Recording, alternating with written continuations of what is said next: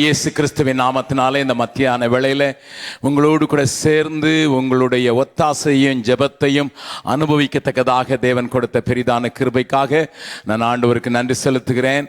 அருமையான டாக்டர் செந்தில் கேட்டுக்கொண்டது போல please continue to uphold us in prayer because we are moving on and moving on and moving on. கர்த்தருடைய பரிசுத்த நாமத்துக்கு ஸ்தோத்திரம் உண்டாவதாக. உங்களுக்காக நாங்களும் ஜெபிக்கிறோம் என்று நான் இதை சொல்லிக் கொள்வதற்கு வாஞ்சிக்கிறேன். Just last week more than 10,000 people, we fasted 3 days in one place and we prayed for the nations and especially for the issues of the nation, and God has done great things in North India, in and around Bihar, in other states also.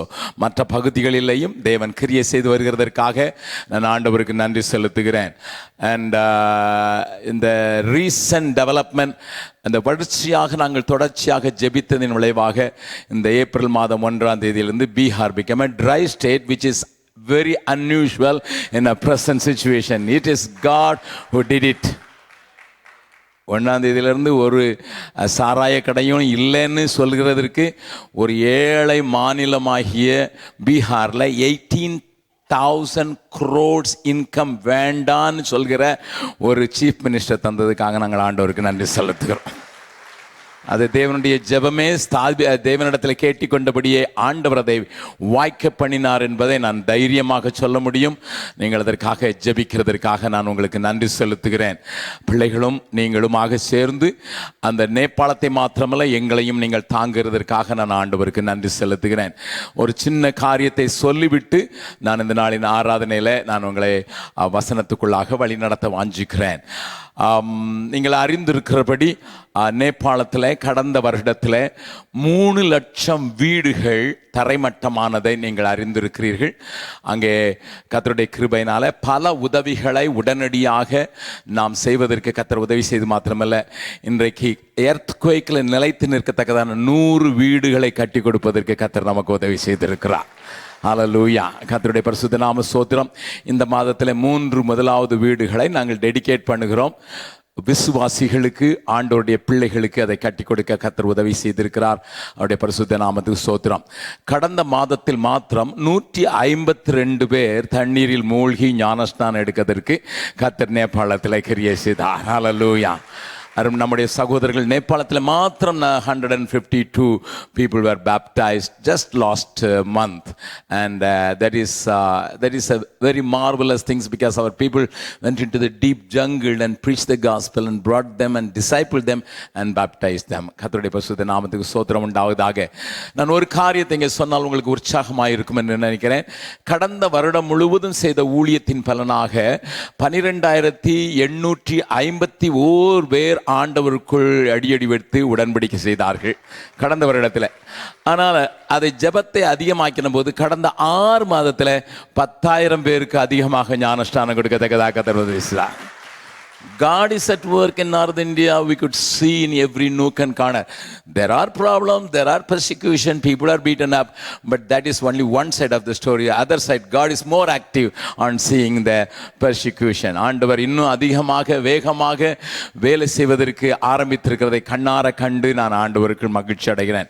ஒரு சின்ன சாட்சியை மாத்திரம் சொன்னேன் என்றால், எப்படிப்பட்ட மக்களை ஆண்டவர் இன்றைக்கு வட இந்தியாவிலிருந்து ஊழியத்திற்கு எழுப்பி கொண்டு வருகிறார் என்பதை சொல்வதற்கு ஒரு சின்ன சாட்சியை மாத்திரம் சொல்கிறேன். சமீபத்தில் ஒரு தம்பியை நாங்கள் சபையில் வைத்து 6 மாதம் பயிற்சிப்பித்தோம். பின்னதாக சீஷத்துவ பயிற்சி பள்ளிக்கு 6 மாதம் வந்தார். பின்னதாக 1 வருடம் வேதாகமம் கற்றுக்கொள்வதற்கு திபோத்தி பைபிள் காலேஜ் என்று சொல்கிற அதற்கு வந்தார். அதற்கு பிறகு ஜெம்ஸனுடைய முறையின்படி 2 வருடம் இதுவரை யாரும் சுவிசேஷம் அளிக்காத கடின பகுதிகளில் அவரை வைத்து நாங்கள் ஊழியம் செய்வதற்கு ஆரம்பிப்பது வழக்கம். அந்த 2 வருடத்திலே அவருக்கு ஒரு உதவித்தொகை கொடுக்கப்படும். அவர் தன்னுடைய வாழ்க்கையில தன்னுடைய அழைப்பையும் தன்னுடைய தெரிந்து கொள்ளுதலையும் காண்பிப்பதற்கு அடையாளமாக கனி தருகிற ஒரு ஊழியத்தை செய்கிறாரா என்பதை பார்த்த பின்புதான் அவரை மிஷனரி கேண்டிடேட்டாக எடுப்போம். அதற்கு பிறகுதான் மிஷனரியாக எடுப்போம். இவ்வளவு ப்ராசஸை தாண்டி வர வேண்டும்.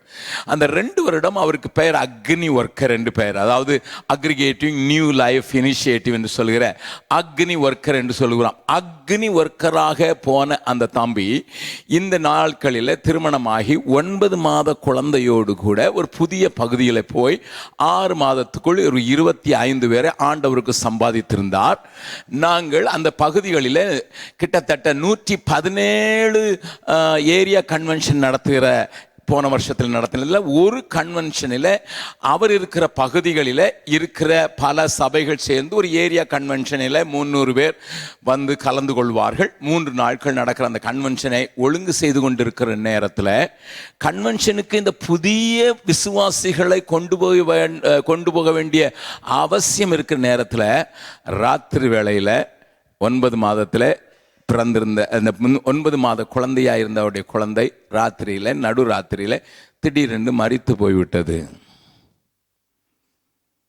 இப்பொழுது புதிதாக ஊழியத்தில் வந்திருக்கிற அவருடைய தீர்மானத்தையும் அவருடைய மனைவியும் புதிதாக ஆண்டவருக்கு வந்தவர்கள் அவர்கள் நினைத்தார்கள், நம்முடைய பிள்ளை மரித்ததை இப்பொழுது சொன்னால் நடக்க வேண்டிய கூட்டம் நடக்காமல் போய்விடும், தலைவர்கள் என்னை தேடி இங்கே வந்து விடுவார்கள், நான் புதிதாக ஆண்டவருக்குள் சம்பாதித்திருக்கிற 25 பேருக்கும் ஒரு உற்சாகமான தேவ வார்த்தைகளை பயிற்சி கொடுக்கிற ஒரு காரியத்தை இழக்க நேரிடும், ஆகையினால் யாருக்கும் சொல்லுவதில்லை என்று சொல்லி 4 மணிக்கு காலையில் அதிகாலையில் ஆற்றங்கரையிலே போய் கணவனும் மனைவியும் கையை வைத்தே கல்லறை குழியை தோண்டி பிள்ளையை புதைத்து விட்டு யாருக்கும் சொல்லாமல் 25 பேரையும் கூட்டத்திற்கு கொண்டு வந்து 3 நாட்கள் கூட்டத்தை முடித்த பின்னர் தான் என்னுடைய குழந்தை மரித்து விட்டது என்று சொல்லுகிற விலைக்கிரயத்தை செலுத்தினார்கள் என்கிற சாட்சியை நான் உங்களுக்கு ஏன் சொல்லுகிறேன் என்றால், வைராக்கியமாக என்ன வந்தாலும் சரி, எத்தனை நஷ்டமானாலும் சரி, ஒரே குழந்தை முதல் குழந்தை மரித்தாலும் அது எங்களுடைய ஊழியத்தை தடுக்கக்கூடாது என்று சொல்லுகிற மக்களை ஆண்டவர் எழுப்பி தந்திருக்கிறார். எத்தனை நல்ல ஆண்டவர்! வைராக்கியம் உள்ளவர்களை, எதற்கும் விட்டு கொடுக்கக்கூடியவர்களை, எதையும் தாங்கி ஊழியத்தை செய்கிறவர்களை ஆண்டவர் வட இந்தியாவில் எழுப்புகிறதை பார்த்து நான் இருதயத்தின் ஆழத்திலிருந்து நான் ஆனந்தப்படுகிறேன். அப்படிப்பட்ட ஊழியத்தில் நீங்கள் ஜெபமாக நீங்கள் தாங்குகிறதற்காக, ஒத்தாசையாக தாங்குகிறதற்காக நான் ஆண்டவருக்கு நன்றி செலுத்துகிறேன். தொடர்ந்து இதே காரியத்தை காத்துக்கொள்ள கர்த்தர் உதவி செய்வாராக. நீங்கள் அநேகர் இங்கே கேம்பில் போய் ஊழியம் செய்கிறதை நான் அறிவேன். பல வருடங்களாக நீங்கள் அதை முற்றியாக செய்து கொண்டிருக்கிறீர்கள்.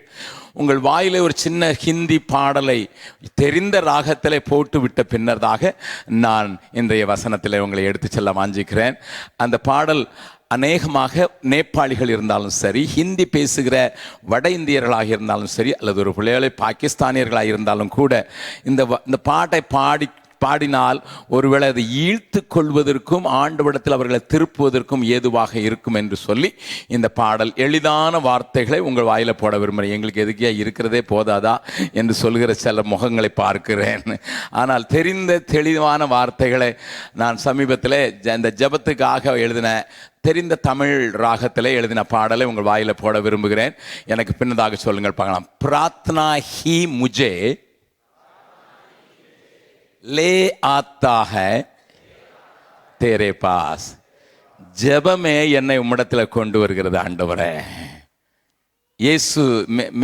இயேசு ராஜா, ஜெபமே என்னை உம்மிடத்தில் கொண்டு வருகிறது என்கிற அந்த வார்த்தைகளை மாத்திரம் நீங்கள் படிக்க படிக்க படிக்க, எனக்கு ஒரு ஹிந்தி பாட்டு தெரியும்ப்பா, ஹிந்தி தெரியாத ஆனால் ஹிந்தி பாட்டு தெரியும்னுட்டு யாருக்காவது போய் படிச்சிட்டிங்கன்னா, ஒருவேளை அவன் பாடி அவன் ஜெபிக்கணும்னா என்ன செய்யணும்னுட்டு இயேசுவிடத்தில் வருவதற்கு ஏதுவாக 2 லைன்ல தான் சொல்லிக் கொடுக்க போகிறேன். அதனால் நான் ஒரு தடவை பாடுகிறேன், கவனித்துக் கொள்ளுங்கள். அதற்கு பிறகு if you can, I don't know, A card B card. प्रार्थना ही मुझे ले आता तेरे पास, प्रार्थना ही मुझे ले आता तेरे पास, प्रार्थना ही मुझे ले आता तेरे पास, प्रार्थना ही मुझे ले आता तेरे पास. मेरा प्रभु यीशु राजा तेरा ही हो, हालेलुया. मेरा प्रभु यीशु राजा तेरा ही हो ஹalleluya. தமிழ்ல இந்த பாடல் உங்களுக்கு தெரிந்திருக்கலாம். அதில் 2 லைன் மட்டும் பாடுங்க. மறுபடியும் சொல்லலாம். பிரார்த்தனா ஹி முஜே லே ஆத்தா தேரே பாஸ். ஜபந்தாம இடத்துல கொண்டு வருது ஆண்டவரே. ஜபிக்க ஜபிக்க நன்னு நெருங்குற ஆண்டவரே, என்னுடைய ஆண்டவரே, என்னுடைய நீர்தான் ராஜா, உமக்கு மாத்திரம் சோத்திரம். மறுபடியும் பாடலாம். எல்லாரும் பாடுறது வரைக்கும் விட மாட்டேன். நான் பீகார் ஆளு. प्रार्थना ही मुझे ले आता तेरे पास, प्रार्थना ही मुझे ले आता तेरे पास, प्रार्थना ही मुझे ले आता तेरे पास, प्रार्थना ही मुझे ले आता तेरे पास. मेरा प्रभु यीशु राजा तेरा ही हो हालेलुया. मेरा प्रभु यीशु राजा तेरा ही हो हालेलुया. மறுபடியும் சொல்கிறேன். எதுக்கு தெரியுமா உங்கள் வாயில் ஹிந்தி வார்த்தை போடுறேன்? அப்போ தான் ஹிந்தி பிரதேசத்தை குறித்து கொஞ்சம் பாரம் வரும். அது ஒன்று. அது மட்டும் இல்லை, நீங்கள் எங்கேயாவது கொண்டு பாடுனீங்கன்னா அது என்ன செய்யணும் உங்களுக்கு தெரியாது. மயிலாடின்னு ஒரு இடம் இருக்குது. ரிங்கல் தௌபை என்கிற முதல் மிஷினரி அங்கே கன்னியாகுமரி மாவட்டத்தில் வந்து ஊழியம் செய்ய ஆரம்பித்த அந்த பகுதிக்கு பேர் மயிலாடி. அங்கே நான் ஒரு சபையில் பேசும்படியாக போயிருந்த போது கன்னியாகுமரியில் ஒரு சின்ன கடை வைத்திருக்கிற வாலிபன் அங்கே வந்திருந்தார். அங்கே நான் ஒரு சின்ன ஹிந்தி பாடல் சொல்லிக் கொடுத்தேன். நான் தமிழ்நாட்டுக்கு போனால் ஹிந்தி பாடல் சொல்லிக் கொடுக்கறது உங்களுக்கு தெரிந்திருக்கலாம். தென் அவர் படிச்சுட்டு போய் பக்கத்தில் கன்னியாகுமரியில் கடை போட்டிருக்கிற அந்த சிப்பிலாம் விற்பாங்க, அந்த ஷெல்ஸ்லாம் விற்பாங்க. He said to a Gujarati next door. அவர் கடைக்கு அடுத்த கடையில் இருந்த குஜராத்தியை பார்த்து, எனக்கு ஒரு ஹிந்தி பாட்டு தெரியும் அப்படின்னு சொல்லி இவர் பாடின உடனே தான் குஜராத்தி கட கட கடன்னு அழுதுட்டான்.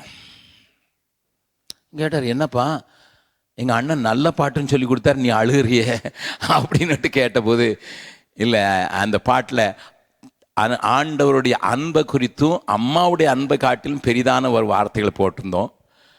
அவன் சொன்னான், என்னுடைய தாய் என்னுடைய நடக்கையை பார்த்து கையில் காசு கொடுத்து நீ விஷம் வாங்கி பாய்சன் வாங்கி குடிச்சிட்டு சாகுடான்னு கொடுத்த பணத்தை விஷம் குடிக்கிறதுக்கு முன்னால் சாகுன்னுட்டு தாயே சொன்ன அந்த தாயினுடைய முகத்தை ஏறெடுத்து பார்த்துட்டு, எனக்கு ரொம்ப நாளாக சின்ன வயசுன்னு ஆசை இருந்தது கன்னியாகுமரி பார்க்கணுன்னுட்டு, அதனால தான் நான் கள்ள ரயில் ஏறி கன்னியாகுமரிக்கு வந்தேன். வந்த இடத்துல எனக்கு வாழணும்னு ஆசை வந்துட்டு, அப்படிப்பட்ட நேரத்தில் தான் இங்கே இருந்த சிப்பியெல்லாம் பிறக்கி ஒரு சின்ன கடை வச்சு நான் சின்ன கடை வச்சேன். நீ பாடின பாரு, அம்மாவுடைய அன்பை காட்டிலும் ஏசு என்கிற ஒருவர் நேசிக்கிறாருங்கிறது. எங்கள் அம்மா என் கையில் காசை கொடுத்து விஷம் வாங்கி குடிடான்னு சொல்லி அனுப்புனாங்க. அது என்னுடைய பெற்ற தாய். ஆனால் இதை நேசிக்கிற ஒரு ஆண்டவருடைய அன்பை சொன்னோடனே அழுதுட்டேன்னு சொன்ன உடனே இயேசுவை சொல்லி இயேசுக்களை வழி நடத்தி எனக்கு உடனே லெட்ரு வந்தது, அண்ணே உடனடியாக ஒரு ஹிந்தி பைபிள் அனுப்புங்கன்னுட்டு நான் அனுப்புனேன். இன்னைக்கு அவன் கிறிஸ்தவனாக இருக்கிறான். You don't know what a Hindi song can do. உங்களுக்கு தெரியவே செய்யாது ஒரு சின்ன ஹிந்தி பாடல், உங்கள் வாயிலிருந்து வர்ற பாடல் மற்றவர்களுக்கு என்ன செய்யணுட்டு. இங்கே நிறைய ஹிந்தி பேசுகிறவங்க இருக்கிறாங்க. வேலை நிமித்தம் ஹிந்தி படிக்கிறதுக்கு நீங்கள் சில நேரங்களில் ஆவோ போ ஜாவோலாம் சொல்லுவீங்க. அட்லீஸ்ட் இதையாவது சொல்லுங்க, எனக்கு ஒரு ஹிந்தி பாட்டு தெரியா. அவன் கேட்பான், ஜபம்னு சொல்கிற ஏசுன்னு சொல்கிற என்னப்பான்னுட்டு நீங்கள் இணைச்சி அவனை வழி நடத்துறதுக்கு வசதியாகத்தான் அந்த பாடலை உங்கள் வாயில் போடுறேன். ஏன்னா என்னுடைய பெரிய தாக்கம், everybody should leave as a missionary wherever they are. என்னையும் ஆண்டவர் பீகார் கொண்டு போனார். ஆனால் இங்கே இருக்கிறவங்களையும் உங்களையும் ஆண்டவர் கொண்டு வந்திருக்கிற ஒரு மிஷினரியாக இந்த இடத்துல மற்றவர்களுக்கு சாட்சியாக வைக்கிறத நான் நம்புகிறதுனால நான் மறுபடியும் இந்த வார்த்தையை மறுபடியும் போட விரும்புகிறேன். எல்லாரும் சேர்ந்து நாம் பாடலாமா? प्रार्थना ही मुझे ले आता तेरे पास, प्रार्थना ही मुझे ले आता तेरे पास, प्रार्थना ही मुझे ले आता तेरे पास, प्रार्थना ही मुझे ले आता तेरे पास। मेरा प्रभु यीशु राजा तेरा ही हो, हालेलुया। मेरा प्रभु यीशु राजा तेरा ही हो, हालेलुया। பாடுங்கள் பார்க்கலாம். प्रार्थना ही मुझे ले आता तेरे पास,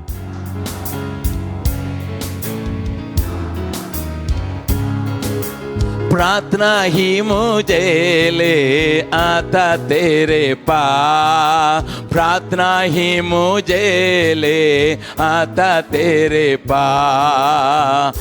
मेरा प्रभु यीशु राजा तेरा ही हो, हालेलुया। मेरा प्रभु यीशु राजा तेरा ही हो, ஹalleluya. ஒரு நிமிடம் கண்களை மூடி இந்த நாளிலேயும் கூட தேவ வார்த்தை என்னோடு கூட இடைபட வேண்டும் என்று சொல்லுவோமா? வல்ல பிதாவே, நம்முடைய வார்த்தையில் இருக்கிற வல்லமையும் எங்களை மாற்ற வல்ல கிருபையும் எங்களை சூழ்ந்து இந்த நேரத்தில் வழியாக நம்முடைய வார்த்தையின் வழியாக வருவதாக எங்களோடு கூட இடைபடுங்க. இயேசுவின் நாமத்தில் ஜெபம் கேளும் நல்ல பிதாவே, ஆமென்.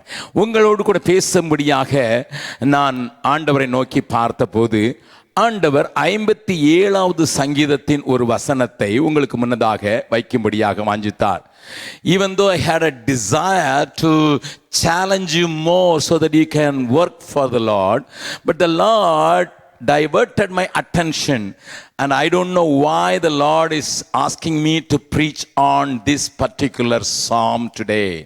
இந்த 57வது சங்கீதத்தை அடிப்படையாக கொண்ட ஒரு வசனத்தின் பேரில் உங்களோடு கூட இடைபடும்படியாக ஆண்டவர் என்னை ஏன் பாரப்படுத்தினார் என்று தெரியாது. யாரோ சிலருக்காக ஆண்டவர் தெளிவாக பேச விரும்புகிறபடினால இந்த சங்கீதத்தை அடிப்படையாக கொண்டு இன்னமும் உங்களுடைய அர்ப்பணத்தையும் உங்களுடைய ஈடுபாடுகளையும் ஊழிய வாஞ்சையும் அதிகமாக செயல்படுத்துவதற்கு நான் பிரசங்கம் பண்ணுவதற்கு வாஞ்சித்தாலும் ஆண்டவர் என்னை வித்தியாசமாக நடத்தினபடியினால் யாரோ சிலருக்கு இது தேவை என்கிறதுனால அவருடைய வார்த்தைக்கு கீழ்ப்படிந்து நான் இந்த வார்த்தைகளை உங்களுக்கு முன்னதாக வைக்க விரும்புகிறேன். இங்கே இருக்கிற 2வது வசனத்தை நாம் கொஞ்சம் தியானிக்கிறதற்காக எடுக்க போகிறோம். எனக்காக யாவையும் செய்து முடிக்க போகிற தேவனாகிய உன்னதமான தேவனை நோக்கி கூப்பிடுவேன். இங்கே தாவீது ஆண்டவரை அழகாக அடையாளம் காட்டி கொடுக்கிற ஒரு பகுதிக்கு முன்னதாக நான் உங்களை வைக்க விரும்புகிறேன். அருமையானவர்களே, ஆண்டவரை குறித்து ஒவ்வொரு நாளும் நீங்கள் தியானிக்க அவரை குறித்து அறிந்து கொள்ள அது உங்களையும் என்னையும் முழுவதுமாக மாற்றுவதற்கு வல்லமை உள்ளது என்பதை நீங்கள் அறிந்திருக்கிறீர்கள். தேவனை அறிகிறதை போல இந்த உலகத்தில் வேறு ஒரு காரியம் இல்லை என்று ஒரு ஆங்கில பாடலிலே பாடலாம். The greatest thing in all my life is knowing you என்று சொல்லுகிற ஆண்டவரை இன்னமும் அறிய வேண்டும் என்கிற வாஞ்சை நீங்கள் வேதத்திலிருந்து பெற்றுக்கொள்ளக்கூடிய ஒன்று. ஆண்டவரை அறிய அது என்னுடைய சுபாவத்தை மாற்றும், என்னுடைய எண்ணங்களை மாற்றும், என்னுடைய நோக்கங்களை மாற்றும், என்னுடைய அவுட்லுக்கை மாற்றும் என்று நான் அறிந்திருக்கிறபடினால இந்த தாவீதுக்கு ஆண்டவரை குறித்த அறிவினால உண்டாகிற ஒரு காரியத்தை நான் உங்களோடு கூட பேச விரும்புகிறேன். இந்த பாடலை நீங்கள் புரிந்து கொள்வதற்கு ஏதுவாக இதை ஹிந்தியிலே இந்த வசனம் எப்படி இருக்கிறது என்றால், எனக்காக எல்லாவற்றையும் பூரணப்படுத்த போகிற ஆண்டவருக்கு ஸ்தோத்திரம் என்று எழுதுகிறான். அதுதான் ஹிந்தி டிரான்ஸ்லேஷன். எனக்காக எல்லாவற்றையும் செய்து முடிக்க போகிற தேவனாய கர்த்தர் என்று சொல்கிற அந்த வார்த்தையை ஹிந்தி வேதாகமத்தில் எனக்காக எல்லாவற்றையும் பூரணப்படுத்த போகிற ஆண்டவர் என்று சொல்லி தாவீது ஆண்டவரை துதிப்பதற்கும் ஆண்டவரை நோக்கி கூப்பிடுவதற்கான காரணத்தை புரிந்து கொள்வதற்கு நீங்கள் ஒன்று அறிந்து கொள்ள வேண்டும். If you want to really understand this psalm, you must go through the introduction given in the brackets even before the first verse. ஒன்னாவது வசனத்திற்கு முன்னதாக கொடுக்கப்பட்டிருக்கிற அடைப்புகளிலே கொடுக்கப்பட்டிருக்கிற இந்த காரியத்தை நீங்கள் கொஞ்சம் புரிந்து கொண்டால்தான் இதை நீங்கள் அறிந்து கொள்ள முடியும். நான் வாசிக்கிறேன். தாவீது சவுலுக்கு தப்பி ஓடி கெபியில் ஒதுங்குகையில் தனக்கு நஷ்டம் நேரிடாதபடி அல் தஸ்கேத் என்னும் வாத்தியத்தில் வாசிக்க தாவீது பாடி ராகத் தலைவனுக்கு ஒப்புவித்த மிக்தாம் என்னும் சங்கீதம். இந்த சங்கீதத்தை புரிந்து கொள்வதற்கு ஆண்டவர் உங்களுக்கு உதவி செய்யும்படியாக மேலே காணப்பட்ட காரியத்தை எந்த சமயத்தில் எந்த சந்தர்ப்பத்தில் தாவீது எழுதுகிறார் என்பதையும் இங்கே வேதாகமத்தில் அச்சடித்திருக்கிறது. எத்தனை பேர் புரிந்து கொண்டிருக்கிறீர்களோ தெரியாது. நான் உங்களுக்கு விளங்கும்படியாக சில காரியங்களை சொல்ல விரும்புகிறேன். இங்க ரெண்டு காரியங்களை காண்பித்து கொடுக்க விரும்புகிறேன். எந்த சந்தர்ப்பத்தில் அவன் இப்படி எழுதுகிறான்? God, one who perfects everything for my sake, எனக்காக எல்லாவற்றையும் பூரணப்படுத்துகிற ஒரு நல்ல ஆண்டவர் இருக்கிறார் என்று ஆண்டவரை குறித்து ஒரு பெரிய தெளிவோடு கூட பாடல் எழுதுவதற்குரிய சூழ்நிலை என்ன என்பதை இங்கே வேதத்தில் வாசிக்கலாம். இந்த சம்பவத்தை குறித்து நீங்கள் வாசித்திருக்கிறதற்கு வாய்ப்புண்டு. தெரியாதவர்களுக்காக ஒரு சில வார்த்தைகளிலே சொல்ல விரும்புகிறேன். தாவீதின் மேல் பொறாமை கொண்ட சவுல் 3000 பேரை கூட்டிக் கொண்டு என்கேதி என்கிற வனாந்தரத்திலே அவனை தேடும்படியாக போகிற சம்பவத்தை வேதம் நமக்கு அழகாக வாஞ்சிக்கிறது. என்கேதி என்கிற வனாந்தரத்தில் தாவீது தன்னை ஒளித்து கொண்டிருக்கிறான். அந்த நேரத்தில் சவுல் அவனை 3000 வீரர்களோடு கூட தேடுவதற்கு போய் நிற்கிற நேரத்தில் அங்கே ஒரு காரியம் நடக்கிறது. அந்த சந்தர்ப்பத்தில் தான் இதை எழுதி அது தப்பி ஓடின நேரத்தில் கெபியிலே போய் ஒதுங்கி இருக்கிற தாவீது எழுதின சங்கீதம் என்று சொல்லப்பட்டிருக்கிறது. அதை குறித்து கொஞ்சம் பின்னதாக விளக்கமாக சொல்கிறேன்.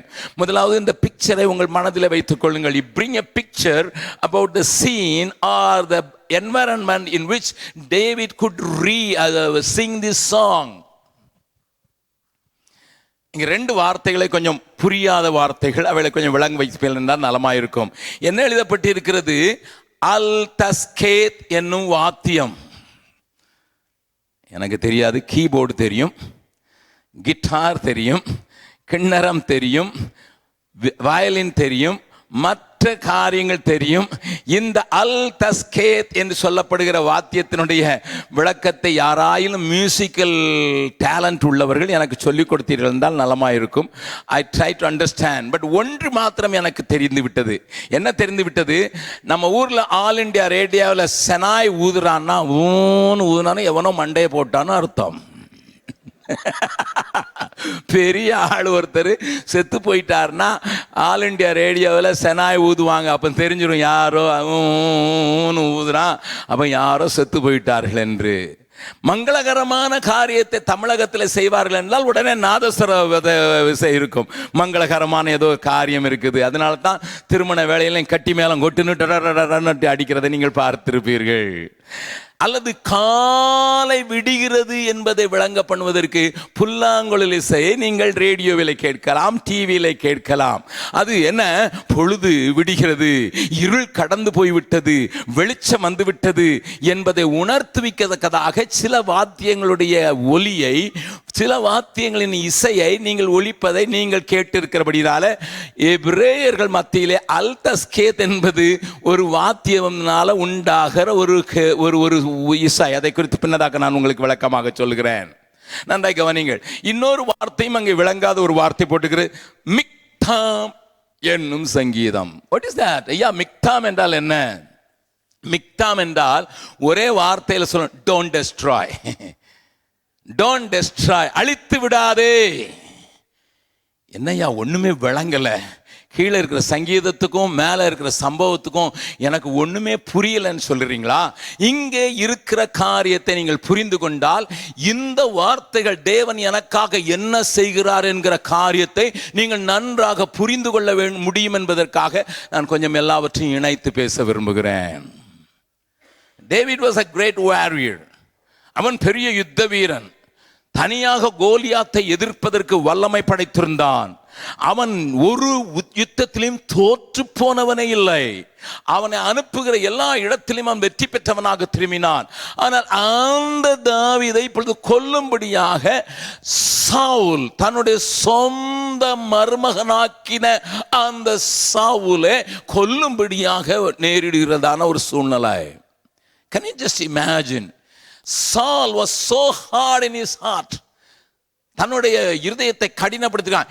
என் மகள் விதவையானாலும் பரவாயில்லை, இவன் சாக வேண்டும். எவ்வளவு கசப்பு! என்னையா செய்தான் தாவீது? சவுலுக்கு விரோதமாக அவன் ஒரு வார்த்தையும் பேசினதாக கூட இல்லையே, சவுலுக்கு விரோதமாக கிரியை செய்தாக இல்லவே. ஆனால் கசப்பை ஏந்துகிற மனுஷன் ஒருவன் என்ன செய்கிறான்?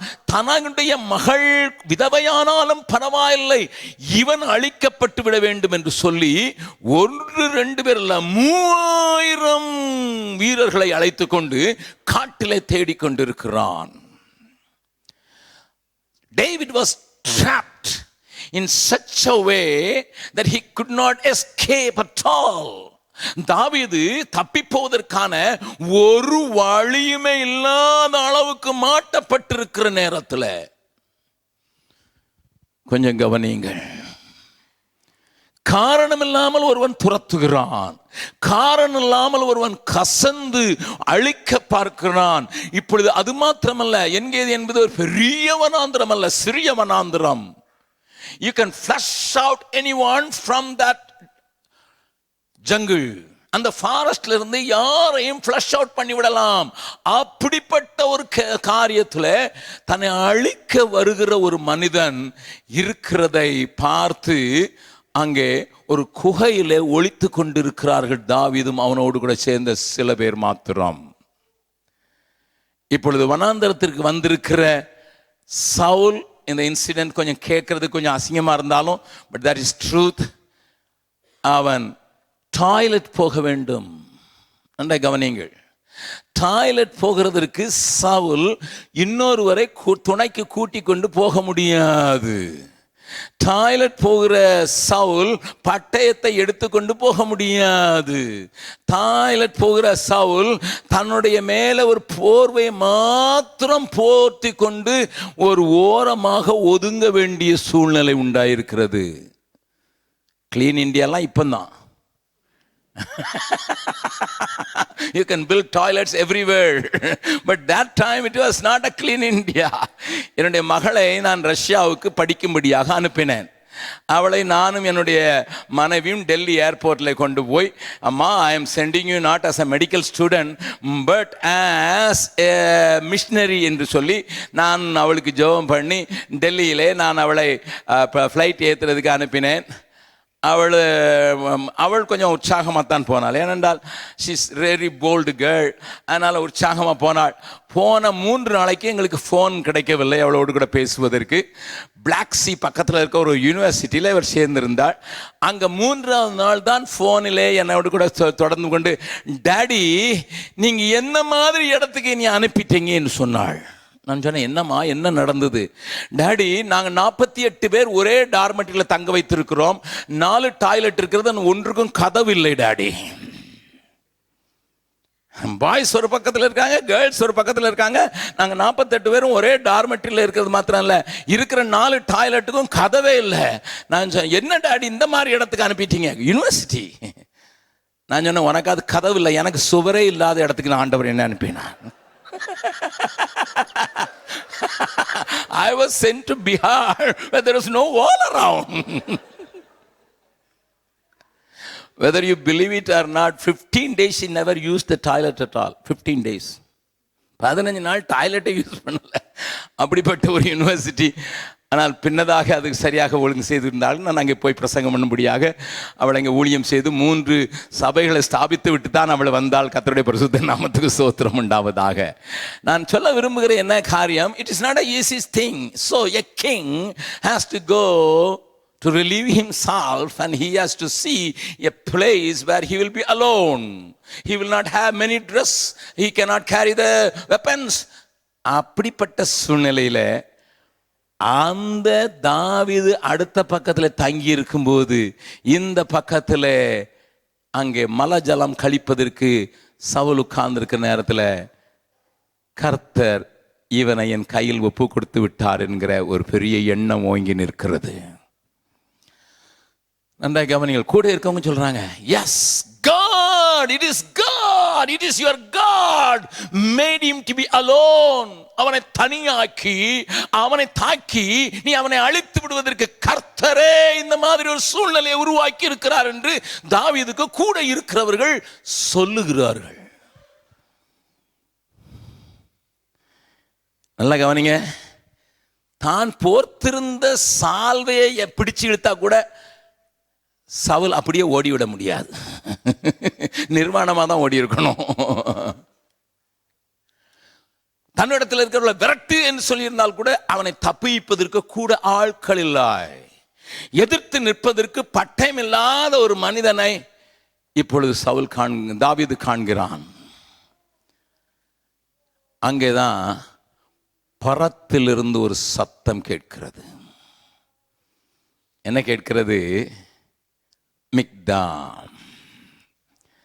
நன்றாக கவனிங்கள் அருமையானவர்களே. உங்கள் வாழ்க்கையில் அநேக நேரங்களில் நீங்கள் செயல்பட வேண்டிய சூழ்நிலை உண்டாகும் போது, நீங்கள் நெருக்கப்படும் போது, நீங்கள் இப்படியாக சூழ்நிலையிலே நெருக்கப்பட்டு நீங்கள் ஒரு செயலை நிறுத்தி இதுதான் வெற்றி என்று நினைக்கும் போது ஒரு குரல் உங்களை தடுக்கும் என்றால் எப்படி நீங்கள் செயல்படுவீர்கள் என்பதை கொஞ்சம் யோசித்து பாருங்கள். My understanding on this passage is this: do you listen to the voice of God in such situation? தேவ சத்தத்தை இப்படிப்பட்ட சூழ்நிலையிலையும் கேட்கிறதற்காக உங்கள் காதுகள் திறந்திருக்கிறதா? கொஞ்சம் யோசித்து பாருங்கள். We all listen to the Lord and we are willing to listen to the Lord. We want to hear the voice of God. That is true.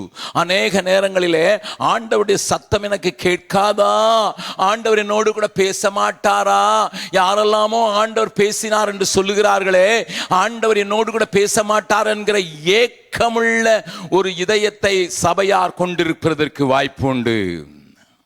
நான் இப்பொழுது உங்களை பார்த்து கேட்க விரும்புகிறேன். Will you listen to God in such a situation? Is your heart sensitive enough to listen to God? இன்றைக்கு அநேக நேரங்களில் நீங்களும் நானும் அநேக காரியங்களை செய்வதற்கு முயற்சி செய்யும் போது தேவ சத்தம் கேட்கிறதற்கான இடத்துல இல்லாதபடி நம்முடைய சூழ்நிலைகள், நம்முடைய காரியங்கள், நமக்கு விரோதமான காரியங்களை நம்ம நெருக்கி தள்ளுகிற நேரத்தில் என்னுடைய ஹார்ட் அப்படிப்பட்ட ஒரு இதயத்தை உடையதாக இருக்கிறதா என்று கொஞ்சம் யோசித்து பாருங்கள். அடிக்கடி பாடுவோம், பரத்தில் இருந்து ஜெயம் வரும், பரன் என்னை காக்க வல்லோ. பரத்தில் இருந்து ஜெயம் வரும், பரன் என்னை காக்க வல்லோ. காக்கும் வல்ல மீட்பர் உண்டனக்கு, உண்டனக்கு, உண்டனக்கு.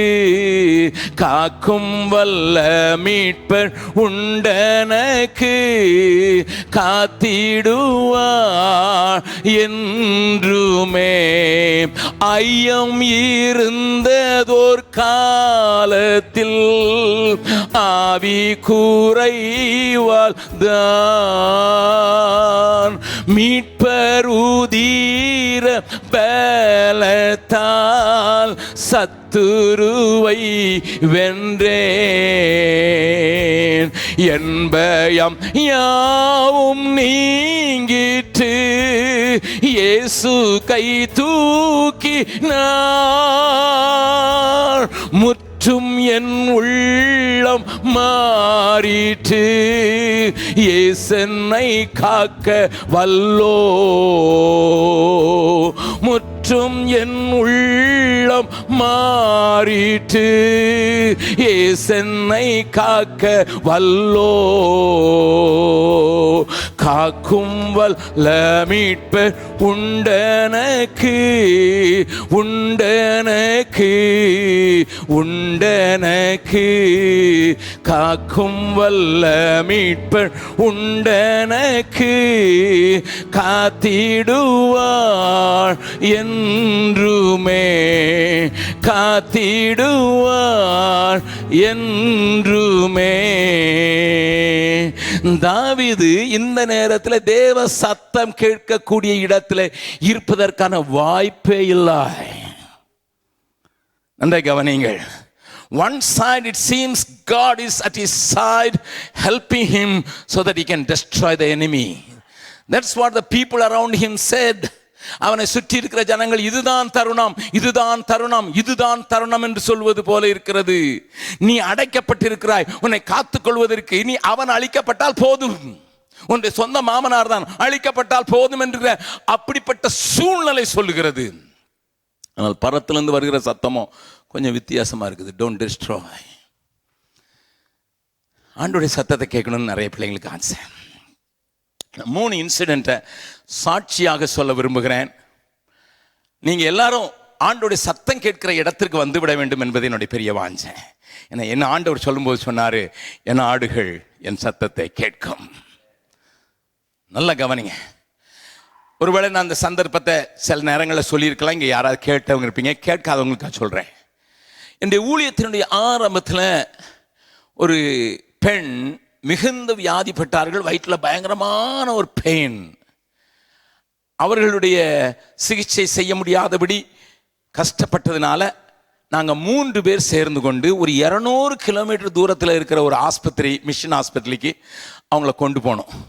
ஒரு ஜீப்பில் போட்டு நான் தான் பாதி தூரம் டிரைவ் பண்ண ஆள்.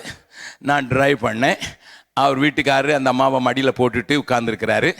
எங்களோடு துணைக்கு இன்னொரு நல்ல வாட்ட சாட்டமான ஒரு சகோதரி வந்தாங்க. அவங்க பாதி தூரம் டிரைவ் பண்ணாங்க. 3 பேருமாங்க நாங்கள் டிரைவ் பண்ணி ஹசாரிபாக்னுட்டு ஜார்க்கண்டில் ஒரு இடம் இருக்குது, அங்கே கொண்டு போய் சேர்க்கறதுக்கு கொண்டு போனோடனே அங்கே இருக்கிற லேடி டாக்டர் அம்மா உடனே செக் பண்ணி பார்த்தாங்க. செக் பண்ணி பார்த்துட்டு உடனே வந்து சொன்னாங்க, தலையை சொரிஞ்சுக்கிட்டே சொன்னாங்க, இந்த அம்மாவுக்கு 2 மணி நேரத்துக்குள்ளே ஆப்ரேஷன் பண்ணி ஆகணும், இல்லைன்னா ஷி வில் டாய், செத்து போயிடுவாங்க. நான் தான் சொல்லுவேன், 3 பிள்ளைக்கு தாய் சீக்கிரம் பண்ணுங்க. அந்த லேடி டாக்டர் சொன்னாங்க, நாங்கள் பண்ணுறதுக்கு ரெடியாக தான் இருக்கிறோம், ஆனால் எங்கள் பிளட் பேங்க்கில் பிளட் இல்லை, நீங்கள்லாம் பிளட்டு கொடுக்குறதுன்னா சரின்னு சொன்னாங்க. நல்லா கவனிங்க. இப்போ அவர் வீட்டுக்காரரு கல்யாணத்தன்னைக்கே சொல்லியிருக்காரு, வாழ்விலும் தாழ்விலும் சுகத்திலும் துக்கத்திலும் கூடவே இருப்பேன்னுட்டு. அவர் கொடுக்க வேண்டிதான். ஓகே. என் கூட வந்திருந்தவங்க வாட்ட சாட்டமான ஆள். ஒரு பாட்டிலில் 7 பாட்டில் கொடுக்கலாம். That's also okay. இப்போ என்னையே பார்த்து கேட்குறாங்க, நான் இன்னைக்கு இருக்கிறத காட்டிலும் 15 கிலோ குறையா இருந்த நாட்கள். நான் யோசிக்கிறேன், நம்ம கொடுத்தா நமக்கு, நம்ம ஒரு பாட்டில் கொடுத்தா 4 பாட்டில் நமக்கு தேவைப்படுமா இருக்கும். எப்படி சரிங்கிறது. அந்த டாக்டர் லேடி கேட்குறாங்க, பிரதர் வாட் அபவுட் யூ? நான் நினச்சேன், ஒரு நிமிஷம் நினச்சேன், உண்மையை சொல்கிறதுல ஒன்றும் தப்பு இல்லை. ஒரு நிமிஷம் மனதில் நினச்சேன், ஆண்டவரே அன்பை சொல்கிறேன், பைபிளை தூக்கிட்டு மிஷினரியாக வந்திருக்கேன், உமக்காக எதையும் செய்கிறதுக்கெல்லாம் விட்டுருக்கேன், நான் பிரசங்கம் பண்ணுறதை கேட்டு இவங்க நம்பணுன்னா, ஆனால் நீங்கள் எனக்கு உதவி செய்வீங்க நம்புகிறேன் அப்படின்னு சொல்லிட்டு சரின்னு சொல்லியாச்சு. நான் படித்தது மெக்கானிக்கல் இன்ஜினியரிங். நான் ஹைஸ்கூலில் இருந்தே இன்ஜினியரிங் ஸ்டூடெண்ட்னால சயின்ஸில் ஒன்றும் பெரிய நாலேஜ் கிடையாது, மெடிக்கல் நாலேஜ் ஒன்றுமே கிடையாது. எங்களை கொண்டு போய் ஒரு சின்ன டேபிள் ஒரு பெஞ்சில் உட்கார வச்சுருக்காங்க 3 பேரையும் ஒரு லேபரேட்டரியில் எங்கள் பிளட்டை செக் பண்ணுறதுக்கு. நான் அங்கே உட்காந்து ஒரு ஊக்கமான ஜெபம். என்ன ஜெபம் தெரியுமா? ஆண்டவரே, தண்ணீரை திராட்சை ரசமாக்குறதுக்கு ஒரு நொடி நீர் அவ்வளோ அற்புதம் செய்யக்கூடியவன்டார. ஆகையினால எனக்கு யாரோ எப்பமோ சொன்னது மட்டும் ஞாபகம் இருந்தது. பிளட்டில் ABCO அப்படிலாம் குரூப் இருக்குது. ஒரு குரூப் பிளட்டு இன்னொரு குரூப்புக்கு சேராதுன்னு யாரோ சொன்ன மாதிரி ஞாபகம். அதனால் அவன் சொன்ன, ஆண்டவரே அந்த சிஸ்டருக்கு A குரூப்னா என் குரூப்பை பியா மாற்றிடும். Very dead sincere prayer. எனக்கு ரத்தத்தை கூட்டி கொடுன்னுலாம் ஜெபம் பண்ணல. I know my strength, I know my capacity. நான் ஜெபம் பண்ணிட்டு இருந்தேன். முதல்ல நான் போனேன், எனக்கு விரலில் கொஞ்சம் ரத்தம் எடுத்தாங்க. அதுக்கு பிறகு அந்த அவர் போனார், விரலில் கொஞ்சம் ரத்தம் எடுத்தாங்க. மூணாவது அந்த சிஸ்டர் போன உடனே விரல்லேருந்து மாத்திரம் இல்லை, இந்த வெயின்லேருந்து எடுக்க ஆரம்பிச்சிட்டாங்க. நான் நினச்சேன் அவங்க பிளட் தான் சூட்டபிள் ஆகிட்டு அதனால ஃபர்தர் டெஸ்ட்டுக்கு போகிறாங்கன்னு சொல்லிட்டு ஆண்டவரை ஸ்தோத்திரம் பண்ண ஆரம்பித்தேன். ஆண்டவரே, நீர் எவ்வளோ நல்லவர் ஆண்டவரே, என் ஜெபத்தை இவ்வளோ சீக்கிரமாக கேட்டுட்டீரே. நல்லா கவனிங்க. அப்போ அந்த உட்கார்ந்துருக்கிற பெஞ்சில் நான் உட்கார்ந்துருக்கேன். நம்ம ஆண்டவர் அழகாக பேசுகிறவர், ரொம்ப நேர்த்தியாக பேசுகிறவர். அழகாக என்கிட்ட கேட்குறாரு, மகனே உனக்கு ஒரு பாட்டு பிடிக்கும்ல, ரொம்ப அந்த பாட்டை பாடு. I use to love a Hindi song. ஒரு ஹிந்தி சாங் எனக்கு ரொம்ப பிடிக்கும். அதை தனியாக உட்காந்து நம்ம பாடுவேன். அந்த பாட்டினுடைய கடைசி கவி இப்படி போகுது: सेवा करेंगे प्यारे प्रभु की जैसा कि उसने कहा, मर भी मिटेंगे प्यारे प्रभु में जैसा कि उसने कहा, हरदम हम गाएंगे गीत उसी के हमें बचा लिया, सबको बचा लिया. அந்த பாட்டுடைய அர்த்தம், ஆண்டவரே நீங்க சொன்ன மாதிரியே ஊழியம் செய்வேன், உம்முடைய நாமத்துக்காக நான் உயிரையும் கொடுக்கறதுக்கு ஆயத்தம். ஆண்டவர் சொன்ன இனிமே அந்த பாட்டு பாடக்கூடாது. பெஞ்சில் தான் உட்காந்துருக்கேன், நான் பாட்டை பற்றி யோசிக்கவே இல்லை. ஆண்டோடைய மெல்லிய சத்தம் அழகாக கேட்குது, இனிமேல் ஒரு பாட்டு பாடக்கூடாது. எனக்கு அது ஒரு பெரிய ஷாக். ஏன்னா ரொம்ப நான் நேசித்து தனியாக உட்காந்து பாடுற பாட்டு. ஆண்டவர் கேட்டார், ஏன்டா, ஏன் ஆண்டவரேன்னு நான் கேட்டேன். அப்போ சொன்னார், என் ஏழை மகா சாக கிடக்கிறா, ஒரு பாட்டில் கொடுக்கறதுக்கு வக்கு இல்லாத நீ எனக்கா உயிரை கொடுப்பேன்னு எதுக்குடா போய் சொல்கிற. நான் அங்கே பெஞ்சில் உட்காந்துட்டு அழ ஆரம்பிச்சிட்டேன். அந்த பிரதர் சொல்கிறார், சிஸ்டருக்கு ஒன்றும் ஆகாது, அழாதீங்க. நான் எனக்கு ஆகிப்போச்சு. What I want to say here, God speaks in situations in that way. In such situation also God speaks. நல்லா கவனிங்க. தாவீதை நெருக்கமான ஒரு மரண சாயல் மத்தியில் சத்துரு கையில் கிடைக்க போறாங்கிற நேரத்தில், அவனுக்கு எதையும் செய்ய முடியுங்கிற நேரத்தில் பரத்திலிருந்து ஒரு சத்தம் வருது, destroy not, make them. ஒரே வார்த்தை, make them. Do not destroy. I kept him to perfect you. I allow this problem to perfect you. இந்த பிரச்சனை உன்னை பரிபூர்ணப்படுத்துறதுக்கு, அவனை நான் வச்சிருக்கிறது உன்னை ஷேப் பண்றதுக்கு, உன்னை உருவாக்குறதுக்கு, உன்னை தேவனுடைய பிள்ளையாக தேவனுடைய மனுஷனாக மாற்றுறதுக்கு தான் அந்த ப்ராப்ளத்தை கொண்டு வந்தாண்டா. நீ அதனால நீ அதை கெடுத்துறாத. இந்த ஆராதனையில் வந்திருக்கிற யாரோடு கூட தேவன் தெளிவாக பேசுகிறார். I allow this to happen to shape you up. I allow this to happen so that you cannot act in a hurry. I stop you. தேவ ஜனமே, தேவ சத்தம் கேட்கிறதுக்கு படித்துக் கொள்வோமா? இப்படிப்பட்ட சூழ்நிலைகளில் தேவ சத்தம் கேட்பதற்கு படித்துக் கொள்வோமா? தாவீதுடைய காரியத்தை கொஞ்சம் காட்டிட்டு அடுத்த காரியத்தை நான் சொல்ல விரும்புகிறேன். அந்த சங்கீதத்துக்கு திருப்பிக் கொள்ளுங்கள். எப்படி இருக்குது பாருங்க. 3வது 4வது வசனத்தை வாசிக்கலாம். என்னை விழுங்க பார்க்கிறவன் என்னை நிந்திக்கையில், அவனுடைய நிலைமை பாருங்க, விழுங்க பார்க்கிறவன் சமீபமாயிருக்கிறான். And he is not only trying to swallow me, but he is abusing me. தேவ ஜனமே, what a pathetic condition he was in. அவனை விழுங்க பார்க்கிறது மாத்திரமல்ல, தேவையில்லாத வார்த்தைகளை பேசி நிந்திக்கிறான். அடுத்த வசனத்தை வாசிக்கலாம். 4வது வசனம், என் ஆத்மா சிங்கங்களின் நடுவில் இருக்கிறது, தீயை இறைக்கிற மனுபுத்திரருக்குள்ளே கிடக்கிறேன். அவர்கள் பற்கள் ஈட்டிகளும் அம்புகளும், அவர்கள் நாவு. கொஞ்சம் யோசித்து பாருங்க, அவன் தன்னுடைய நிலைமையை கொஞ்சம் எழுதுறத பாருங்க. சிங்கங்களின் நடுவில் இருக்கிறேன், தீயை இறைக்கிற மனுபுத்திரருக்குள்ளே கடக்கிறேன்.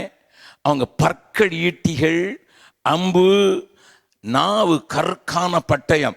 6வது வசனத்தையும் வாசித்திரலாம். I am crowded around by the snares. கண்ணியை வைத்திருக்கிறார்கள். என் ஆத்மா தொய்ந்து போயிற்று, போதும். எனக்கு முன்னால நான் பார்க்குற மாதிரியே குழிய வெட்டி இருக்கிறாங்க. It was not a easy situation to listen to God.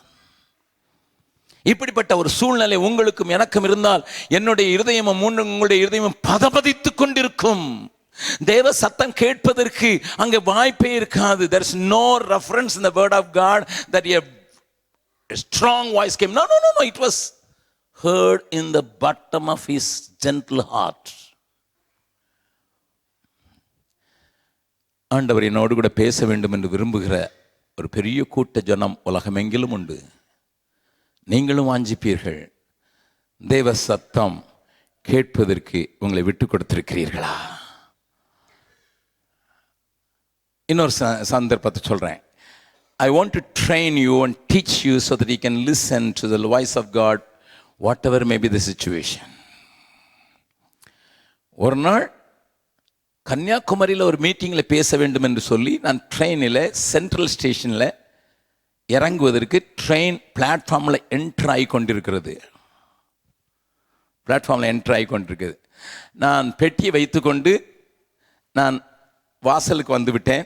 நின்று கொண்டு பார்த்து கொண்டிருக்கிறேன், பிளாட்ஃபார்ம் பார்த்து கொண்டிருக்கேன். என்னை பார்க்காத ஒரு சகோதரர் அந்த பக்கமாக திரும்பி கொண்டு நிற்கிறார். அவர் ஒரு எவாஞ்சலிஸ்ட்னு எனக்கு தெரியும். சென்னையில் அவர் ஒரு எவாஞ்சலிஸ்ட். அவர் என்னை பார்க்கவில்லை, நான் அவரை பார்த்து விட்டேன். அவரை பார்த்து விட்டு நான் கையசைத்தேன், அவர் என்னை கவனிக்கவில்லை. ஆண்டவருடைய சத்தம் வருகிறது, உங்ககிட்ட இருக்கிற அனைத்து பணத்தையும் கொண்டு போய் கொடு. நல்லா கவனிங்க. அந்த நேரத்தில் நான் சாதாரண நிலையில் இருக்கிறேன். I was not under pressure. I had to catch a bus from Chennai to Kanyakumari. That's all. I had sufficient money to go and return because நான் எப்பவுமே எங்கே போனாலும் ரிட்டர்ன் டிக்கெட்டோட போகிற ஆள். ஏன்னா கொஞ்சம் ஸ்ட்ராங்காக பேசுனதுனால யாரும் காசு கொடுக்கலனா கூட ரிட்டர்ன் ஆகிறதுக்கு கையில் காசு இருக்கணும். ரிட்டர்ன் டிக்கெட்டோடு போகிற ஆள். நான் போகிறதுக்கு எனக்கு போதுமான பணத்தை வைத்துக்கொண்டு போய் கொண்டு இருக்கிறேன். ஆண்டவர் சொல்கிறார், give all you have to that man. எனக்கு கொஞ்சம் வழங்கலை, but still I learned to be obedient to God's voice. சின்ன காரியத்திலையும் கீழ்ப்படிகிறதுக்கு ஒப்பு கொடுக்கிற ஒரு நல்ல இருதயத்தை தேவன் படிப்படியாக கொடுத்ததுனால, கீழ்ப்படினதுனால நான் போய் இறங்கினேன். அவர் அங்கே நிற்கிறாரு. ட்ரெயினுக்கு ஆப்போசிட் டைரக்ஷனில் போய் அவர் கையில், என் கையில் இருந்த பணத்தெல்லாம் கொடுக்குறேன். அவர் கொடுத்தவொடனே என்னை முதல்ல பிரைஸ்லான்னு சொன்னார். கையில் காசு கொடுத்தவொடனே எண்ணி பார்க்குறாரு. இது என்னடா இது, காணிக்க வாங்குறான் உடனே எண்ணி பார்க்குறான். எனக்கு ஒரே பெரிய ஆச்சரியம். அவர் எண்ணி பார்த்துட்டு நான் அழுதுட்டார். என்னைய கட்டி எழுதுறாரு, அண்ணே ஆண்டவர் தான் உங்களை அனுப்பியிருக்கார், தேவதூதனை மாதிரி அனுப்பிச்சிருக்கிறாரு அப்படின்னு சொல்கிறார். எனக்கு ஒன்றுமே விளங்கலை. எதுக்கு ஆண்டவர் சொன்னார்னு தெரியல, நான் கொடுத்தது அவர் எதுக்கு எண்ணி பார்த்தான்னு தெரில. அவர் சொன்ன ஒரே ஒரு காரியம், ஆனால் 6 months முன்னால் என்னுடைய மனைவி 2 பிள்ளைகளை விட்டுட்டு இறந்துட்டா. ஒருத்திக்கு 5 வயசு ஆக போகுது, இன்னொருத்திக்கு 2 வயசு ஆக போகுது. மனைவியை இழந்தது மாத்திரம் இல்லை, பிள்ளைங்களை பார்க்க வேண்டிய நான் ஒரு எவாஞ்சலிஸ்ட், போய் பிரசங்கம் பண்ணாதான் என் குடும்பத்தை நடத்த முடியுங்கிற சூழ்நிலையில் இந்த கவலையினால் நான் எங்கேயும் ஊழியத்துக்கு போக முடியல, பிள்ளைங்களை விட்டுட்டு போக முடியல. ஆகையினால வீட்டில் இருக்கிற எல்லாத்தையும் கொஞ்சம் கொஞ்சமாக காலி பண்ணி பொருட்களையும் விற்று சாப்பிட்டுட்டு எப்படியோ காலை தள்ளிக்கிட்டு இருக்கும்போது வாடகை 6 மாதமாக கொடுக்கல, கையிலையும் காசு இல்லை. நேற்று வீட்டுக்காரன் வந்து பயங்கரமாக திட்டினது மாத்திரம் இல்லை, நாளைக்கு காலையில் ஒன்றையும் பிள்ளைங்களை தூக்கி தெருவில் அடிச்சிருவேண்டான்னு சொன்னால் எனக்கு ராத்திரி தூக்கமே வரல, மானம் போயிடும்.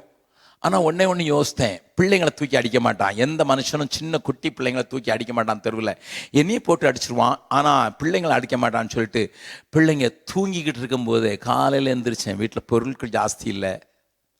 ஒரு சின்ன பையன் எடுத்துக்கிட்டு தற்கொலை பண்ணுறதுக்கு முடியாது, நான் தேவ பிள்ளை, நான் ஏதாவது ஒரு ட்ரெயினில் காசு கொடுக்காமல் போய் ஃப்ளைட்டு எங்கே இறக்குறாரு அங்கே அப்படியே போயிடுறது, பிள்ளைங்களை கத்தர் எப்படியாவது பார்த்துக்கிட்டோன்னு சொல்லி தான் சென்ட்ரல் ஸ்டேஷனுக்கு வந்தேன். But I never thought that God will send you with the right money for 6 months rent. ஒரு மாதத்துக்கு ரேஷன் எல்லாம் வாங்குறதுக்கு காசு நீங்கள் கொடுப்பீங்கன்ட்டு கர்த்தர் தெரியலன்னு ஓன்னு அழுதுட்டார். இப்போ அவர் அழுதுட்டு என்னை பிடிச்சாரு, கிஸ் பண்ணார். நான் இப்போ போய் பிள்ளைங்க எந்திரிச்சிருப்பாங்கன்னு ஓடிட்டார். இப்போ நான் அனாதையாக நிற்கிறேன். I didn't have money at all to go. இப்போ எப்படி போகிறது நான் யோசிச்சுக்கிட்டே இருக்கிறேன். சென்னையிலேருந்து இப்போ கன்னியாகுமரி போகணும், என்ன செய்கிறது, பஸ்ஸு பிடிச்சிட்டு போகணும் அப்படின்னு நிற்கிறேன். நான் மெல்ல அப்படியே, ஆண்டவரே என்ன எனக்கு வச்சிருக்கிறீரோ தெரில, அந்த மனுஷனை காப்பாற்றிட்டே இருங்க, இப்போ என்னையே காப்பாற்றும் அப்படின்னு சின்ன ஜெபம் பண்ணிகிட்டே போகும்போது அந்த சென்ட்ரல் ஸ்டேஷன் வாசலில் போனோன்னே ஒருத்தர் அண்ணே வாங்கன்னு ஒருத்தர் கத்துறாரு. என்னடா அண்ணே எங்கள் சொந்தக்காரங்க வெளிநாட்டிலேருந்து வந்திருந்தாங்க, ஊரெல்லாம் சுற்றி பார்த்துட்டு சென்னையை பார்க்கணுன்னு சொன்னாங்க. சென்னையை பார்த்துட்டு அவங்கள கொண்டு ட்ரெயின் ஏற்ற வந்தேன், தனியாக நம்ம போகணுமே காரில் அப்படின்னு சொல்லி நான் யோசிச்சுக்கிட்டு இருக்கும்போது நீங்கள் வாரீங்க, உங்கள் நோட்டீஸை கன்னியாகுமரியில் பார்த்தேன், வாங்க நாங்கள் நான் தான் போகிறேன்னு சொல்லிவிட்டு பென்ஸ் காரில் என்னையை கூட்டி பக்கத்தில் வச்சுட்டு போகிற வழியிலலாம் நல்ல ஹோட்டலில் நிறுத்தி நல்ல நல்ல சாப்பாடு வாங்கி கொடுத்து பத்திரமா கொண்டு போய் மீட்டிங்கில் விட்டார். ஹல்லேலூயா. அப்போ தான் எனக்கு விளங்குச்சு, ஆண்டோடைய சத்தத்துக்கு கீழ்ப்படுகிறது போல ஒரு நல்ல பாக்கியமான வாழ்க்கை இல்லை. I want to tell you, you may not listen to God when others are in need. When you are in need, you may listen to God. But when others are in need, will you listen to God? எனக்கு பிடித்தமான சாராளன ஒரு பாட்டில் ஒரு பாட்டு, தேவசித்தம் நிறைவேற எனையும் ஒப்படைக்கிறேன், தேவசத்தம் என்னுள்ளம் பலமாக தோனிக்குதே, தேவசித்தம் நிறைவேற எனையும் ஒப்படைக்கிறேன், தேவசத்தம் என்னுள்ளம் பலமாக தோனிக்குதே, முன்னறிந்து அழைத்தவரே முன்னின்று நலமுடன் நடத்துவார், முன்னறிந்து அழைத்தவரே முன்னின்று நலமுடன் நடத்துவார், சகலமும் நன்மைக்கென்றே சாட்சியாய் முடித்திடுவார், சகலமும் நன்மைக்கென்றே சாட்சியாய் முடித்திடுவார்,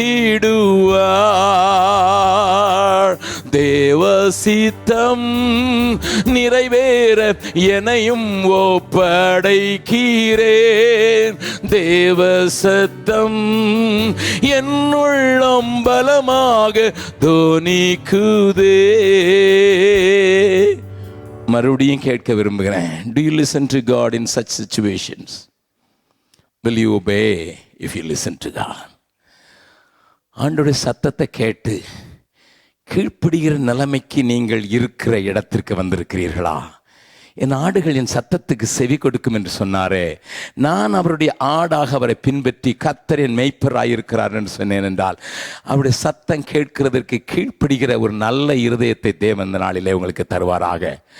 டெஸ்ட்ராய் நாட்னு சொன்னால் தாவீதுக்கு கீழ்ப்படிய முடியும். ஓரத்தை தான் அறுத்துக்கிட்டு, ராஜா என்னை தேடி வந்தீங்க, உங்களை என் கையில் கொடுத்துருந்தாரு ஆண்டவர், நாங்கள் கொல்லலை. உடனே சவுல் ஓன்னு அழுகிறான். எனிமையை அழ வைக்கிறதுக்கு வேற ஒன்றுமே செய்யலை. தேவ சத்தம் கேட்டேன், கீழ்ப்படிஞ்சேன். I listened to God, I obeyed God. That made my enemy who wants to destroy me to cry. அது மட்டும் இல்லை, என்ன சொன்னா தெரியுமா சவுல்? நீங்கள் அந்த அதிகாரத்தை எடுத்து வாசித்தீங்கன்னா தெரியும். 1 சாமுவேல் 24 நீ ராஜாவா இருப்ப. Now I understand, you will be the perfect king. You are fit to be a king. என்ன confession from a man who wanted to destroy David.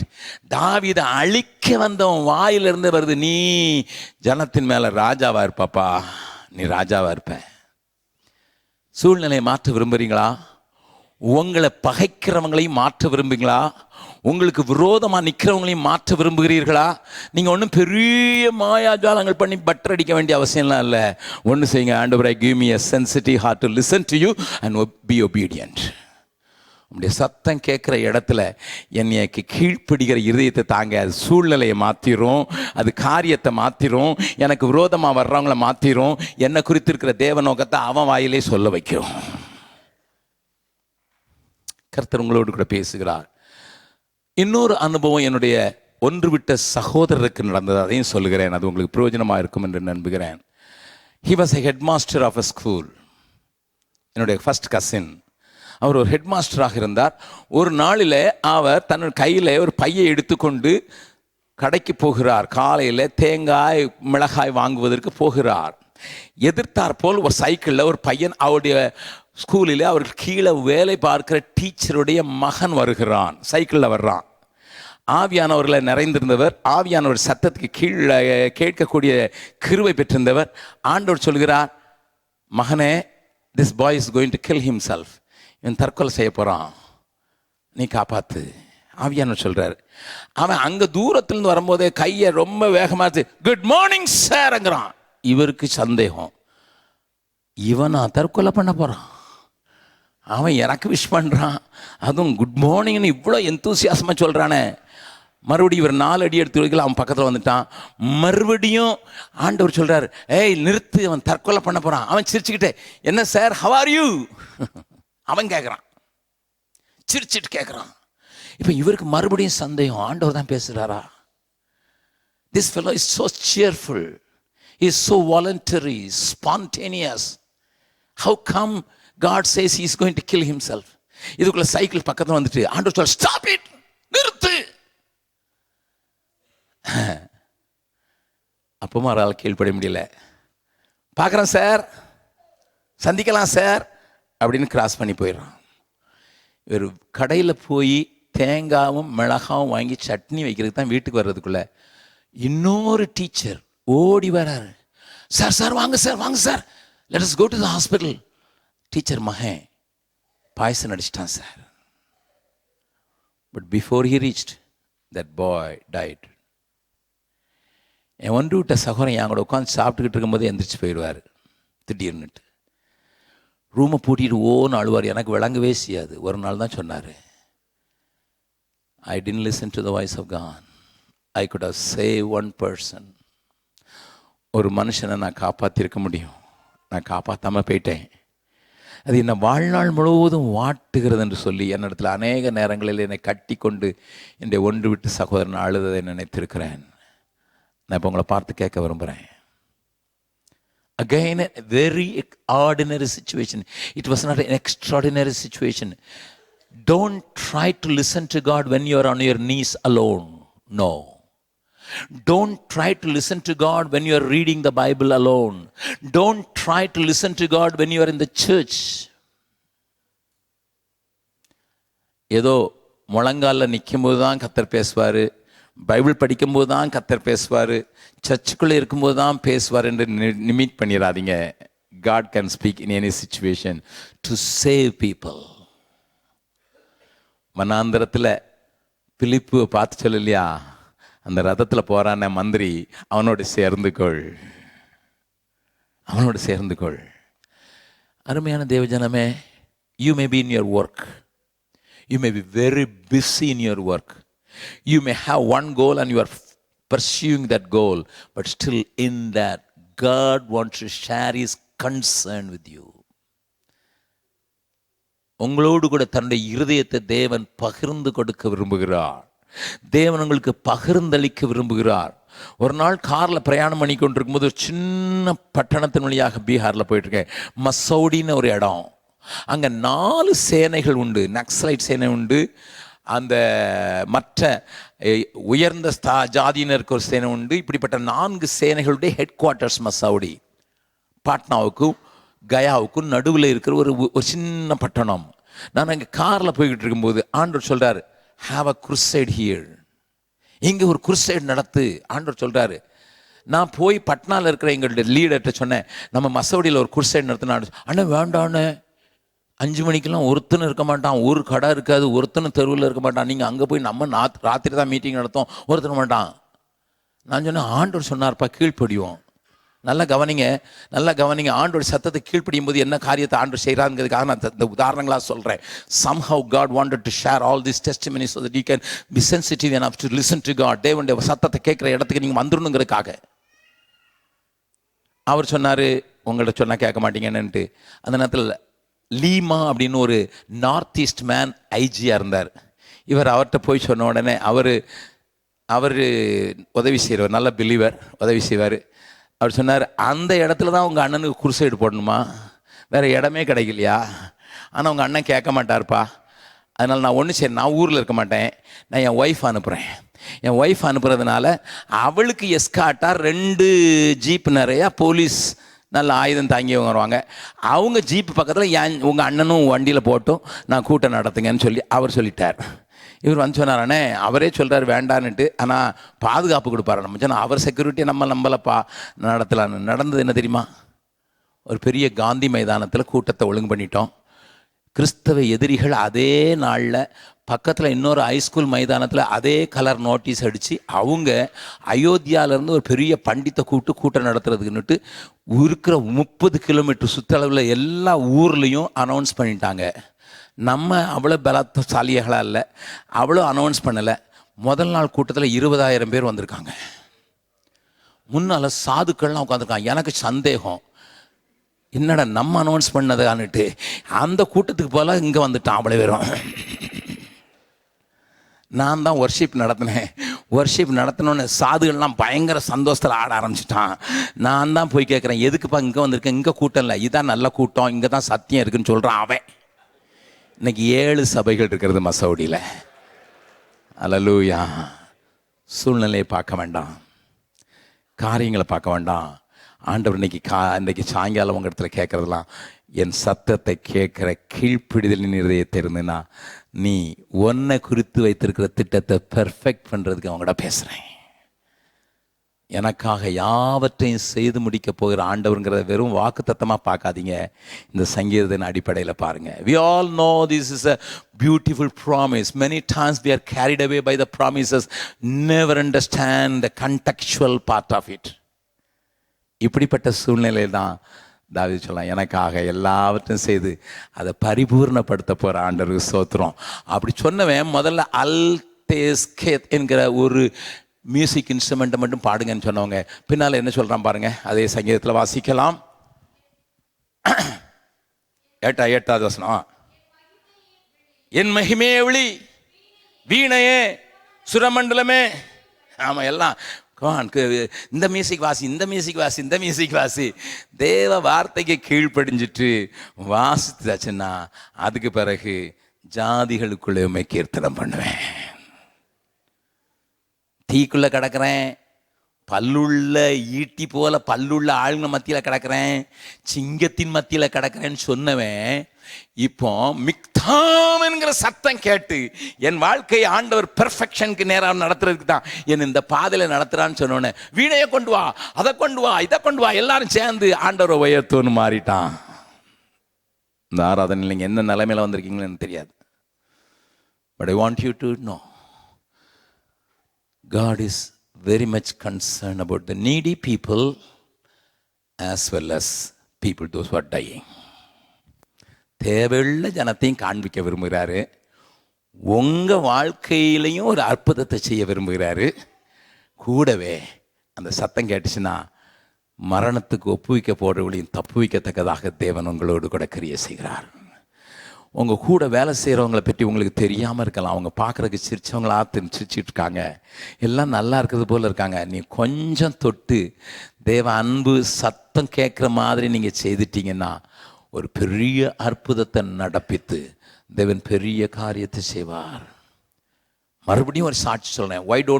I don't know why God made me to share the testimonies of people. I have a friend, now he is in UK. இப்போ யூகேல இருக்கிற சாபு தாமஸ்ன்னுட்டு ஒரு மனுஷன், பயங்கரமான குடிகாரனா, ஒரு நாளைக்கு 110 cigarette அடிக்கிற மனுஷனா இருந்து பாண்டிச்சேரியில் ஒரு கம்பெனியில் மேனேஜராக இருந்தார். நான் ஒரு கூட்டத்தில் பேசிக்கிட்டு இருக்கேன். கம்பன் கலையரங்கன்னு ஒரு இடம் இருக்குது, அதில் நான் பேசிக்கிட்டு இருக்கேன். இவரை அவருடைய ஃப்ரெண்டு ஜான்சன் ஒருத்தர், அண்ணன் வந்திருக்கிறார், இவரை நீங்கள் பார்த்தீங்கன்னா வித்தியாசமாக இருக்குன்னு என் கூட்டத்துக்கு கூப்பிட்டு வர்றாரு.